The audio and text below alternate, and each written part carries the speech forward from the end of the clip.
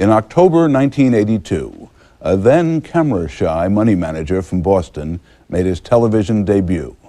His mutual fund had the best 5-year record in investing, and soon he would become a household name, at least in the Lily Tomlin and Don Rickles households. Obviously, the typical investor as an individual doesn't have the time to spend all the time you spend on all this, but is there anything he or she can learn from what you do? I'm amazed that the average investor is out there in some industry. They're in the polyvinyl chloride industry, they're in insurance, they're in textiles, and they're going to see those industries turn.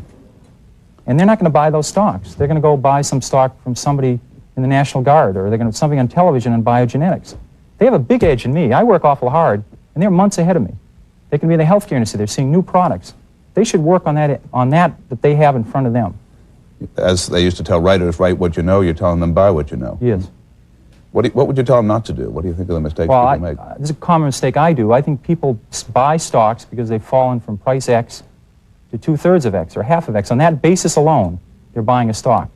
That's called bottom fishing the stock market. Very, very difficult. I've had a rough go with it. Standard Oil Ohio this year fell from 90 to 60, and I told everybody, this stock is not going to go any lower. Then it went to 50. I said, this is it, no lower. As it went through 40, I said to people, this is it. Finally, when it got down under 30 and people said, what do you think is Ohio? I said, what does Ohio do? I don't know that company. So, I absolutely backed away from it.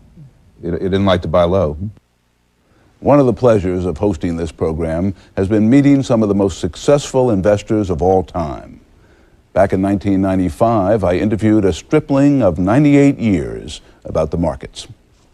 Phil, what's the single most important thing that you have learned about investing over the past 3/4 of a century? Patience. Patience. Expand on that. How do you apply patience? Well, I buy things for myself and for clients to hold for 5 years, 10 years. Of course, I won't be around for 10 years or any sizable part of it. But you've fooled us before. You could fool us again. One of the most remarkable things about you is that you don't rest on your laurels. You're out there every day as an active investor. What do you think of this stock market today? I think it's dangerous at present levels.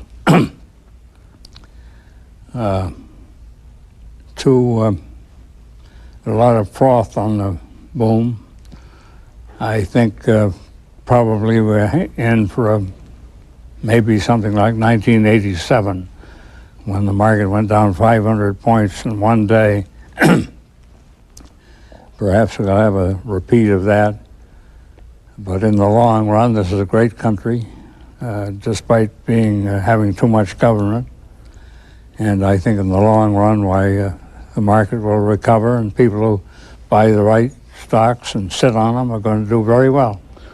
What do you do, given your experience, when you think there may be too much froth, when you think there may be a major correction, even a crash? Do you sell all your stocks? No, I really don't do anything. You